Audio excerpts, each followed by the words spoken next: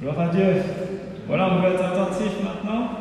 On partage la parole. On va ouvrir ensemble les Écritures. On va poursuivre dans le livre de l'Apocalypse, le livre de la révélation, le livre du dévoilement. C'est ce que veut dire ce mot, Apocalypse, dévoilement, révélation. Et on avait la dernière fois étudié la première lettre à l'église d'Éphèse, si je ne me trompe pas. Voilà, l'église d'Éphèse, chapitre 2. Et la deuxième lettre, ici, qu'on va lire, c'est la lettre à l'église de Smyrne. On lit ensemble dans Apocalypse, chapitre 2, à partir du verset 8 à 11. Apocalypse 2, verset 8. Écrit à l'ange de l'église de Smyrne. Voici ce que dit le premier et le dernier, celui qui était mort et qui est revenu à la vie. Je connais ton affliction et ta pauvreté, bien que tu sois riche, et les calomnies de la part de ceux qui se disent juifs et ne le sont pas, mais qui sont une synagogue de Satan. Ne crains pas ce que tu vas souffrir. Voici, le diable jettera quelques-uns d'entre vous en prison, afin que vous soyez éprouvés, et vous aurez une tribulation de 10 jours. Sois fidèle jusqu'à la mort, et je te donnerai la couronne de vie. Que celui qui a des oreilles entende ce que l'Esprit dit aux églises. Celui qui vaincra n'aura pas à souffrir la seconde mort. Amen. Voilà pour cette lettre adressée donc à l'église de Smyrne. Le mot Smyrne dérive du grec smurna et qui veut dire myrrhe, la myrrhe.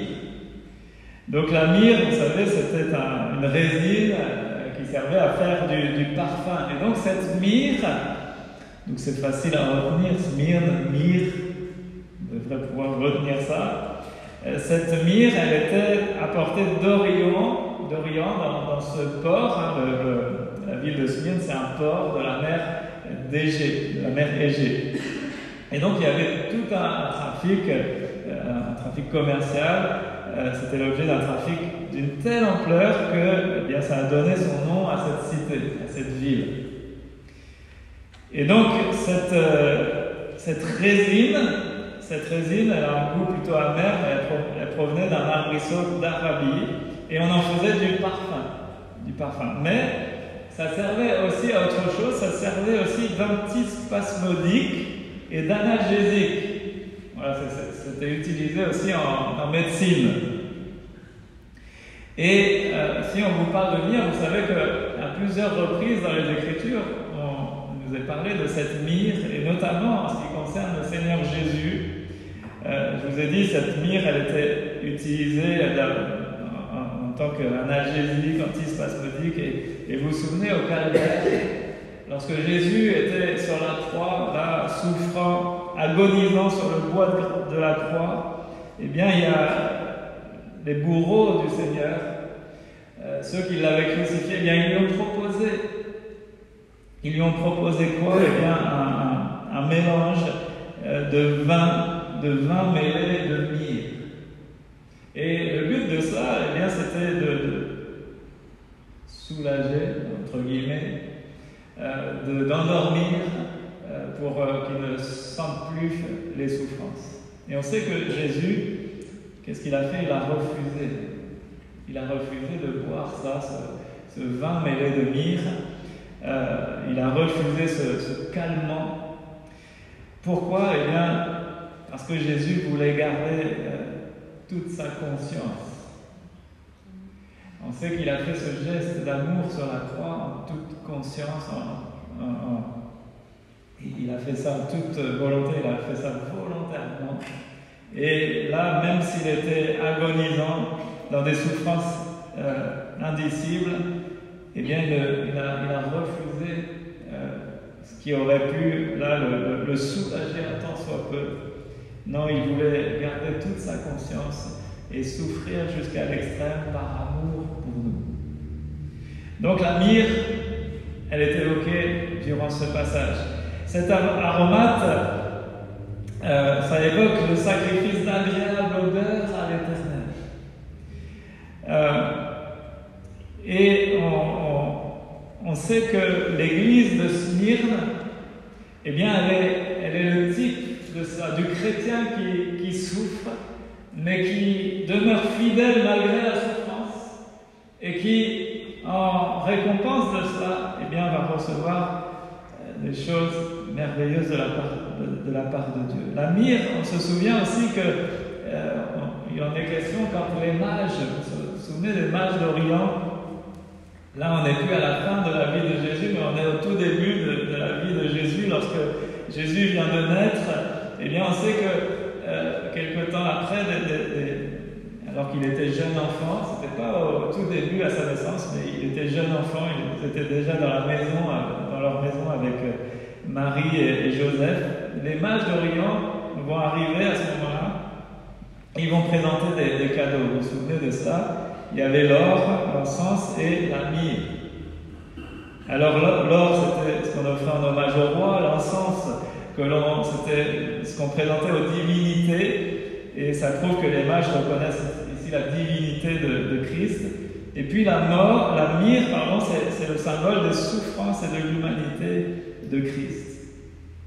Et on retrouve encore cette myrrhe lorsque, après tout le cheminement terrestre de Jésus, après sa mort, sa crucifixion et sa mort, et sa mise au tombeau, et vous vous souvenez, il y a deux personnes qui vont réclamer le corps de Jésus, c'est Nicodème et Joseph d'Arimathée, qui vont ensevelir Jésus. Et là, il nous est dit qu'ils l'ont embaumé. Vous trouvez ça dans Jean, chapitre 19, versets 39 à 40. Ils ont embaumé le corps de Jésus avec de la myrrhe. Ce corps-là qui était marqué par les clous, marqué par les empreintes ici de la souffrance qu'il avait endurée pour le monde. Donc voilà, à plusieurs reprises, dans quel contexte on trouve la myrrhe. Et si je peux résumer en une phrase, le message d'aujourd'hui, le message de cette lettre, c'est le fait de souffrir pour Christ, le fait de s'offrir à Christ comme un sacrifice d'une agréable odeur au Seigneur. Vous vous souvenez que chaque lettre des églises, elle suit à peu près, il y a quelques petites différences, mais à chaque fois, toutes les lettres de ces églises, ces 7 églises dans l'Apocalypse, elles suivent à peu près le même schéma. Il y a la présentation du Christ, il y a la déclaration commune « je connais », il y a ensuite l'appréciation du Seigneur pour ce qui est positif, il y a le reproche du Seigneur, mais là il est absent dans cette lettre-là à Smyrne, et puis il y a l'exhortation, la parole d'encouragement, et puis la proclamation que celui qui a des oreilles pour entendre, entende, et puis la promesse au vainqueur. Alors, ici, la présentation de Christ au verset 8, voilà ce qui est dit de Jésus, écrit à l'ange de l'église de Smyrne, « Voici ce que dit le premier et le dernier, celui qui était mort et qui est revenu à la vie. » Donc, dès le début de cette lettre, il nous est parlé de Jésus-Christ, le premier et le dernier, l'alpha, l'oméga, le commencement et la fin, celui qui est avant toute chose et celui qui demeurera toujours. Ce n'est pas le sujet de mon message, mais on pourrait en faire tout un message. Rien que cette appellation de Jésus en tant que premier et dernier, commencement et fin, eh bien, ça devrait être à même de nous rassurer. Parce que Jésus connaît le commencement, il connaît la fin.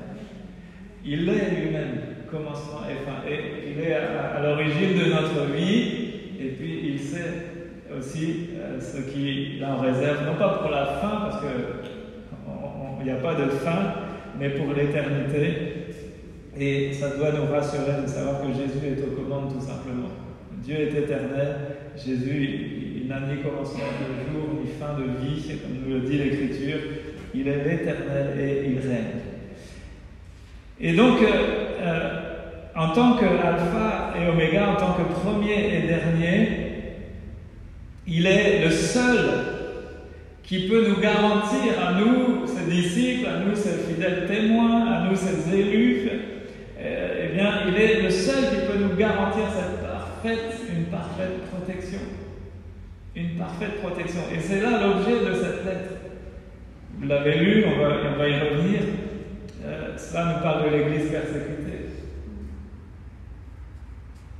Mais Jésus est celui qui nous offre, dans un contexte de persécution, eh bien, cette parfaite protection contre les dangers auxquels on peut être exposé. Est-ce que ça veut dire que l'Église va être épargnée de souffrance? Non, loin de là. Vous savez, l'Église est persécutée, les chrétiens sont mis à mort pour leur foi, partout dans le monde encore aujourd'hui, mais notre protection à nous, c'est quoi? C'est la vie éternelle. Notre assurance, c'est celle-là. Et son secours, c'est celui-là. Le secours du Seigneur est assuré dans l'affliction. Combien même on serait mis à mort. Et donc ça doit nous rassurer. Jésus-Christ, non seulement est le premier et le dernier, mais il est celui qui était mort et qui est revenu à la vie.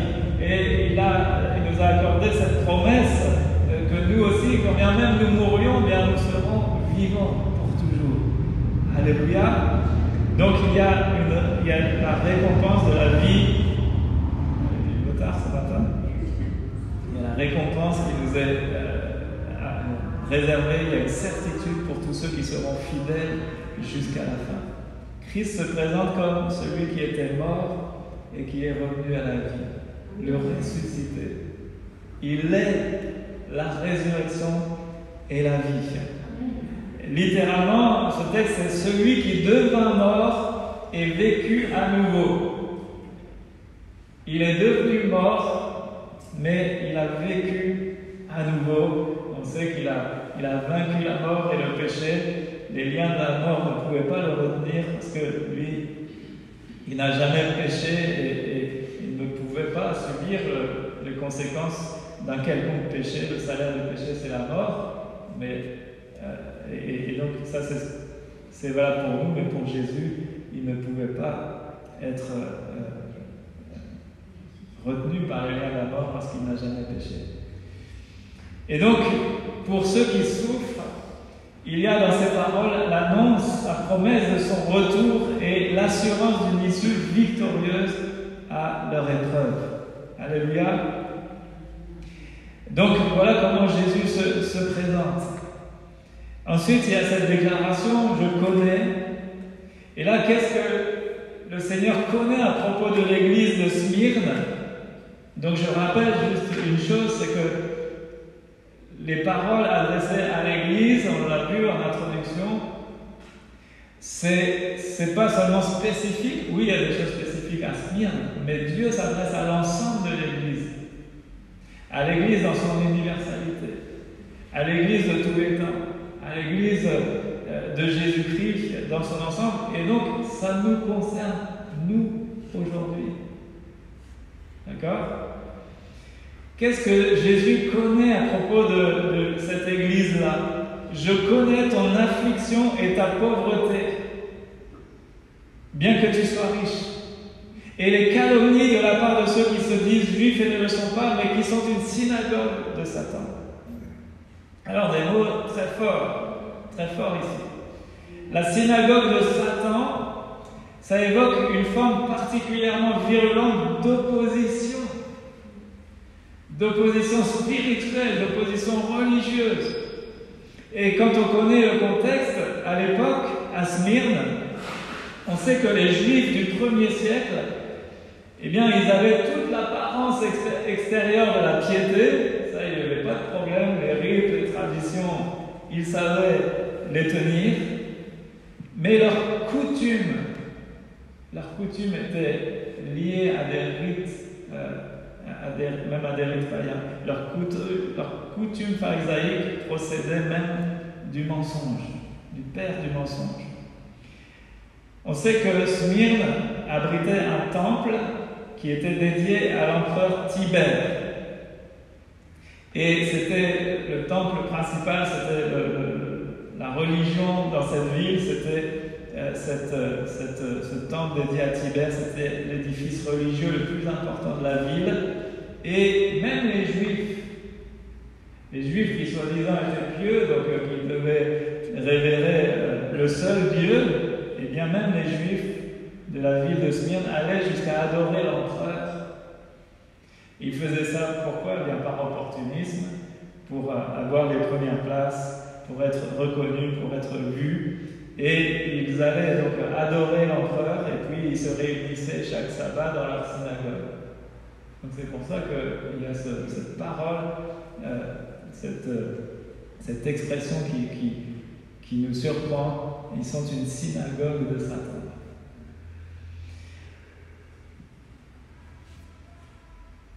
L'histoire nous raconte aussi que c'est dans cette ville de Smyrne que Polycarpe, je ne sais pas si vous avez déjà entendu parler de Polycarpe, mais Polycarpe c'est un chrétien de 95 ans et qui a été condamné au martyre.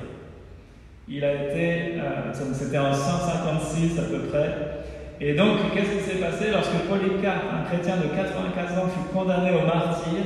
Les Juifs de Smyrne, au grand mépris des ordonnances lévitiques auxquelles ils avaient pourtant souscrit, avaient assemblé eux-mêmes, un jour de sabbat, le bois pour le bûcher. Vous comprenez? Les juges invitèrent Polycarpe à abjurer sa foi. Mais il répondit, c'est la parole qui est restée, « Pendant 86 ans, j'ai servi le Seigneur et il ne m'a jamais fait défaut. Comment alors pourrais-je renier mon roi et mon sauveur ?»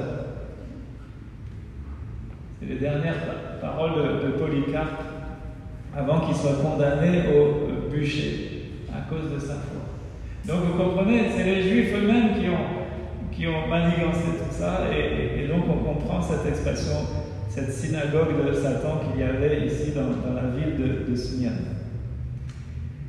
Malgré cela, malgré l'idolâtrie de l'empereur, malgré les rites païens, malgré le mélange religieux avec les Juifs et tout ça, et donc cette synagogue de Satan, malgré cela, il y avait une église au milieu de cette ville. Et cette église-là, elle s'est développée, alléluia, et elle a engendré même des héros de la foi.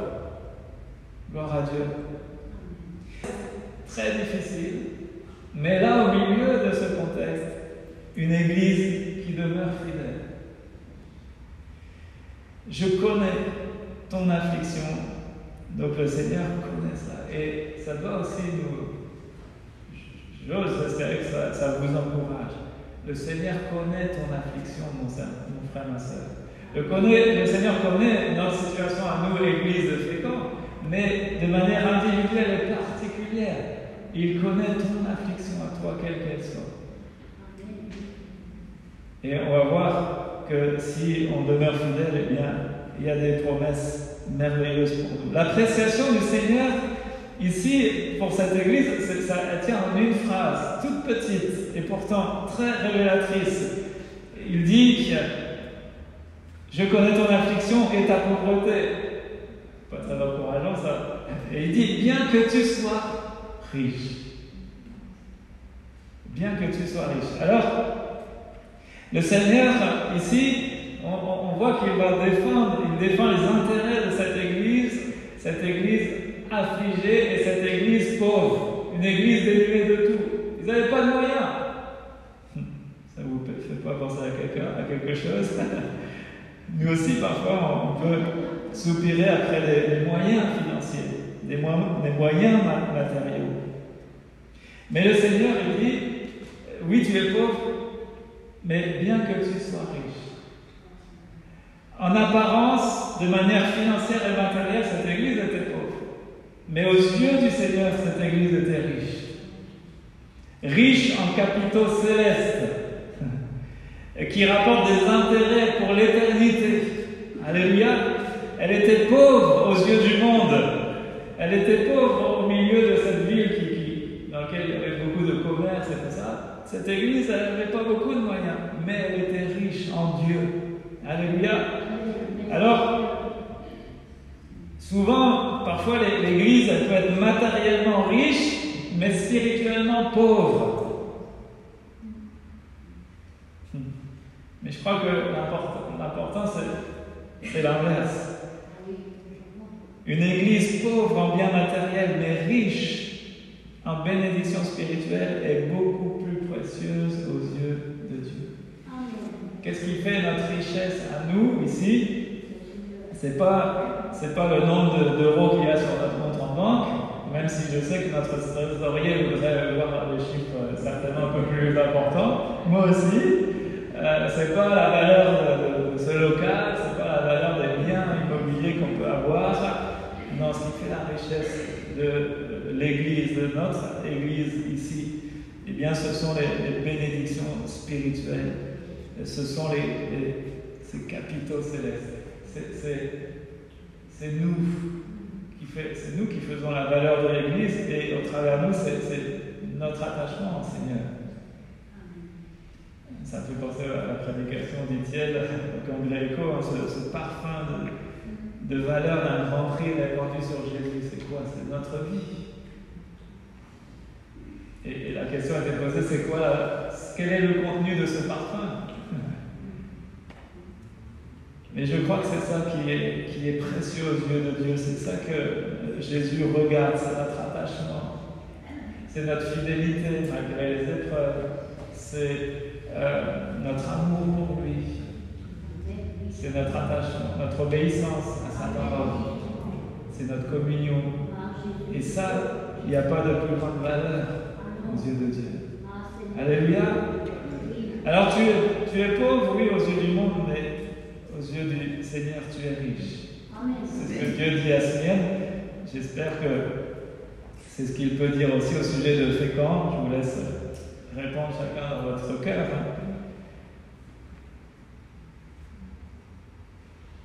Ensuite, il y a l'exhortation, une parole d'encouragement donnée par le Seigneur. Au verset 10, ne crains pas ce que tu vas souffrir. Voici le diable jettera quelques-uns d'entre vous en prison, afin que vous soyez éprouvés, et vous aurez une tribulation de 10 jours. Sois fidèle jusqu'à la mort et je te donnerai la couronne de vie. Donc dans les 4 versets que compose cette lettre, il y a 5 fois des mots comme affliction, épreuve, souffrance, donc, et tous leurs dérivés. Donc on voit que l'accent est mis là-dessus. Mais la parole du Seigneur, c'est ne crains pas ce que tu vas souffrir. Ici, l'église de Smyrne est avertie qu'il va y avoir une affliction, une tribulation de 10 jours. De 10 jours. On ne sait pas ce que ça veut dire. Vous savez qu'aux yeux du Seigneur, un jour est comme 1000 ans, les temps. Est-ce que c'est 10 jours réellement? Est-ce que c'est 10 mois? Ou est-ce que c'est 10 ans de tribulation? Mais en tout cas, ce qu'on veut retenir, c'est qu'elle en est ressortie victorieuse et approuvée par le Seigneur. On sait que les spécialistes de l'Apocalypse, on sait que chaque lettre correspond à une période de l'histoire de l'Église. Très certainement, c'est très intéressant de faire ce parallèle. Et très certainement que l'Église de Smyrne nous parle de l'Église persécutée des premiers siècles, tout ce temps de l'obscurantisme, tout ce temps terrible pour l'Église.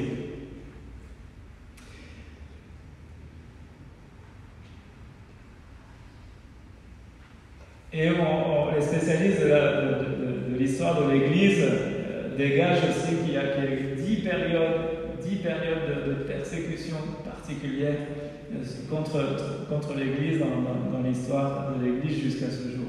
Donc je ne vais pas prendre trop de temps pour détailler ça, mais c'est très intéressant. Donc 10 jours. Il y a une symbolique là-dedans. On sait que Daniel, par exemple, dans l'Ancien Testament, Daniel et ses compagnons, ils ont été éprouvés pendant 10 jours, mais au terme fixé, ils avaient meilleur visage. Vous vous souvenez, c'est quand ils ont refusé de se souiller avec les mets du roi, qui étaient dédiés aux idoles. Ils ont dit non, nous on va manger que des légumes, on ne va pas manger les viandes sacrifiées aux idoles. Et en fait, il y a une épreuve de 10 jours qui leur a été adressée. Et en fait, au bout de 10 jours, ils avaient meilleur visage et plus d'embonpoint que tous les jeunes gens qui mangeaient les mets du roi. Mis à l'épreuve pendant 10 jours.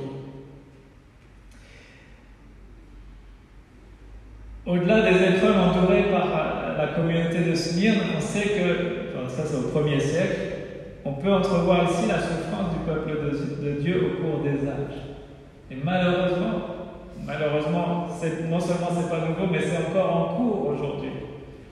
Mais de tout temps, l'Église a souffert la persécution.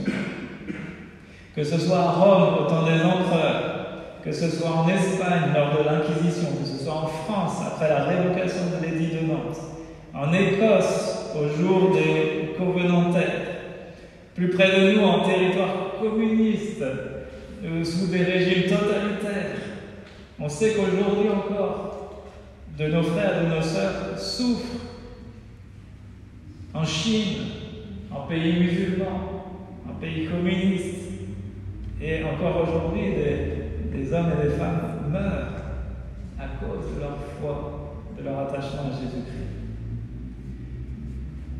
Et donc cette lettre adressée à l'église de Smyrne, eh bien évidemment qu'elle s'adresse aussi à nous aujourd'hui, à l'église actuelle. Ne crains pas ce que tu vas souffrir. Je ne souhaite pas souffrir. Et je pense que vous non plus. Mais le Seigneur nous avertit. Le Seigneur est même très clair, il nous dit que ceux qui veulent vivre pieusement en Jésus-Christ seront persécutés. Alors vous savez que la persécution peut prendre toutes sortes de formes. Vivre pieusement en Jésus-Christ, on vit à contre-courant de tout notre monde, de toute notre société, dans ses valeurs, dans ce qui est mis en avant, etc. Dans ce qui est plébiscité, on vit à contre-courant de tout ça. Et quand on vit à contre-courant de tout ça, automatiquement on en souffre d'une manière ou d'une autre. Ne crains pas ce que tu vas souffrir. J'ai cité, je vais lire, parce que je ne veux pas déformer, mais c'est J.H. Alexander, un spécialiste de l'Apocalypse, qui a écrit ces mots. Ne crains pas ce que tu vas souffrir. Ne crains pas les déceptions, les intrigues, les blasphèmes de ceux qui, au seuil du XXIe siècle encore, se rassemblent dans les synagogues de Satan pour te trahir. Ne crains pas la perte de tes biens, l'appauvrissement, la diffamation, les privations de toute nature. Ne crains pas les arrestations, l'emprisonnement, les condamnations, le martyre. Ne crains pas les moqueries, l'opprobre, le chemin solitaire, les épreuves morales, les souffrances physiques, la persécution ou la prison, les supplices grossiers ou raffinés, l'arrachement des membres ou le lavage de cerveau, les tortures de toute nature qui ne cèdent en rien à la cruauté des chambres à gaz de sinistre mémoire. Et combien c'est facile d'aligner ces mots pour nous qui vivons dans des pays où ces tortures ne sévissent pas, ou du moins pas encore. Et il poursuit en disant: ni le monde, ni la religion, ni la synagogue de Satan, ni la politique d'extrême droite, ni celle d'extrême gauche n'auront le dernier mot. Église de Christ, les adeptes du chemin large te méprisent, les émissaires du sous-monde veulent te fermer la bouche, l'esprit de l'antéchrist voudrait t'écarter de la scène publique et raccourcir ta mission. Tiens bon, Église du Dieu vivant. Ne crains pas la souffrance, elle t'est salutaire. Crains davantage l'abandon du premier amour. Vous vous souvenez, l'église d'Éphèse, le mélange et l'idolâtrie, Pergame, la tradition et la superstition, Thyatire, le sommeil spirituel, Sardes, et les illusions et la suffisance propre, ça c'est Laodicée. Donc, ne crains pas ce que tu vas souffrir. C'est le message d'encouragement du Seigneur pour l'Église qui souffre. Donc il y a un double message, je pense, pour nous aujourd'hui. Déjà de manière individuelle, on sait que de manière individuelle, on peut souffrir des épreuves. toutes sortes d'épreuves, l'épreuve de la maladie, toutes sortes d'autres épreuves qui peuvent nous atteindre. Le Seigneur nous dit ne crains pas ce que tu vas souffrir. Le Seigneur a toujours promis qu'il sera avec nous. Même dans l'ombre de la vallée de la mort, je serai avec toi. Il ne nous a jamais dit qu'il nous épargnerait les souffrances, mais il nous a toujours promis qu'il serait là. Et au-delà de l'épreuve, on le sait, il y a cette promesse qui nous dit qu'il a préparé le moyen d'en sortir. Alors nous, évidemment que, humainement parlant, on voudrait voir la fin de l'épreuve se produire ici sur terre. La guérison, une délivrance, la provision pour quelqu'un qui a besoin d'un travail, la provision pour trouver une épouse, un mari, etc. Il y a plein de choses qu'on voudrait voir se réaliser ici-bas. Mais la pleine réalisation de tout cela, ce sera là-haut dans le ciel. Où là, la délivrance sera totale, sera complète. La guérison, elle sera parfaite.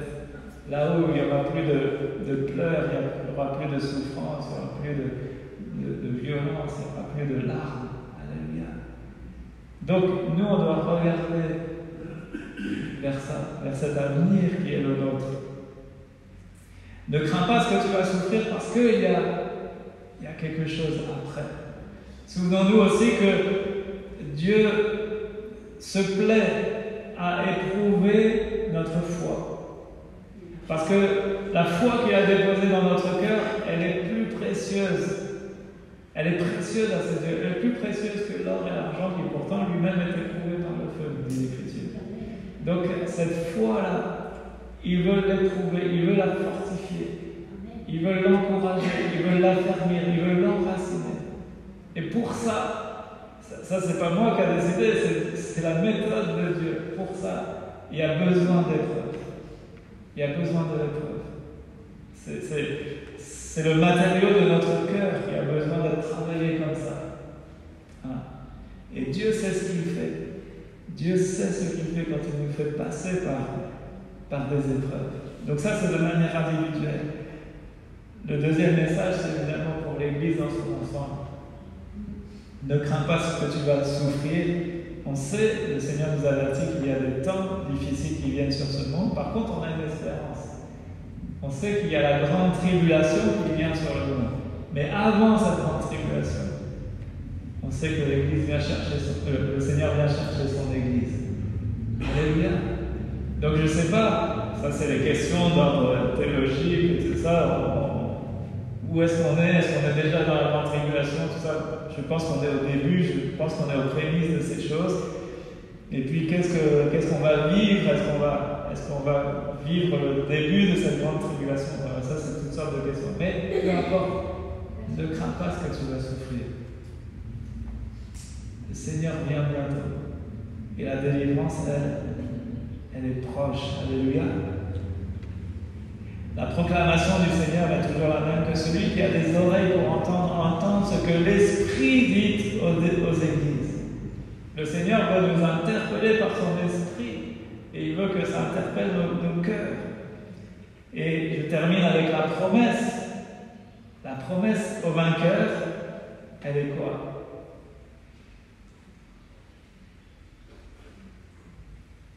Déjà, on a lu tout à l'heure, sois fidèle jusqu'à la mort et je te donnerai la couronne de vie. Et puis, au verset 11, que celui qui a des oreilles entende ce que l'Esprit dit aux églises, celui qui vaincra n'aura pas à souffrir la seconde mort. Donc la promesse, elle est simple, c'est la vie. La promesse est simple, c'est la vie éternelle, c'est la vie en abondance. Donc dès le début, Jésus de cette lettre, Jésus se présente comme étant celui qui, oui, il est mort, mais il est ressuscité, il a vaincu la mort. Et à la fin, il nous donne cette merveilleuse promesse. Celui qui vaincra n'aura pas à souffrir la seconde mort. Parce qu'il nous entraîne avec lui dans la vie, dans la résurrection. Alléluia. Donc la promesse, elle est simple, mais tellement merveilleuse. C'est la vie. Les chrétiens de Smyrne avaient l'honneur d'être comptés parmi les vainqueurs qui reçoivent des coups ici-bas, mais qui seront récompensés là-haut. Alléluia. Mieux vaut souffrir ici-bas pour Christ que de souffrir éternellement sans Christ. Je répète, mieux vaut souffrir ici-bas pour Christ que souffrir éternellement sans Christ. Alors oui, je ne sais pas de quoi l'avenir sera fait, mais je veux retenir cette parole, ne crains pas ce que tu vas souffrir. Hein, vous savez que l'inquiétude, ça ne change rien en fait. L'inquiétude ne change absolument rien aux choses. Donc, essayons de nous inquiéter le moins possible et faisons confiance au Seigneur. Et quand bien même il y aurait des épreuves, quand bien même il y aurait de la persécution, de l'opposition, eh bien ne craignons pas. Le Seigneur nous avertit, donc il est au courant, il est au fait des choses, mais si ces choses venaient, il serait encore avec nous, il serait le fidèle, il serait notre appui, notre soutien, il sera celui qui va pourvoir. Alléluia, il sera notre protection et il est toujours celui qui est notre espérance. La chose dont on est certain, c'est la vie, la couronne de vie qui nous est réservée. Amen, c'est vers ça qu'on veut tourner les regards. On peut prier ensemble, bénir le Seigneur pour sa grâce. Seigneur, merci. Merci pour la vie éternelle que nous avons en toi et que tu réserves à tous ceux qui te resteront fidèles jusqu'au bout. Et Seigneur, c'est vrai, on est conscient que oui, il y aura de l'opposition, il y en a déjà, Seigneur, dans notre monde. Mais aujourd'hui en France, on est encore un peu épargné de ces choses, mais on ne sait pas de quoi l'avenir sera fait, Seigneur. Quel que soit cet avenir, eh bien, on veut te faire confiance. On veut serrer dans nos cœurs ta parole qui nous dit « Ne crains pas ce que tu vas souffrir ». Seigneur, on veut que tu nous tiennes fidèles, que tu nous gardes dans notre foi et que, eh bien, on puisse saisir la couronne de vie qui nous est réservée, qui est réservée au vainqueur, qui est réservée à celui qui sera fidèle jusqu'au bout. Ô Seigneur, à l'image de Polycarpe, qui a refusé de nier ton nom, qui est resté fidèle. On sait qu'il a été mis à mort, mais on sait qu'il a hérité du salut, de la vie éternelle. Alors oui, on veut être fidèle, trouver fidèle jusqu'au bout. Je te prie pour mon frère ou ma soeur qui passe aujourd'hui par l'épreuve, qui passe aujourd'hui, maintenant, dans la souffrance. Eh bien, je te prie de faire résonner aussi dans son cœur ta parole. Ne crains pas ce que tu vas souffrir. Parce que toi, tu as des projets pour nous. Tu connais l'issue de toutes choses. Tu es le commencement, mais tu es la fin. Tu es l'alpha et l'oméga. Tu tiens nos vies entre tes mains. Et Seigneur, on veut fixer nos regards non pas sur uniquement les choses d'ici-bas sur terre. Oui, on voudrait voir les choses se réaliser ici. Mais notre cité à nous, elle est dans le ciel. Là où tu es parti nous préparer une place, afin que nous soyons pour toujours avec toi. Je te prie, Seigneur, pour que chacun puisse vraiment tourner les regards vers ça, vers notre avenir glorieux. Merci pour la vie éternelle que nous avons en ton nom. Merci pour la vie en abondance que nous avons en toi. Père Saint, je te bénis dans le nom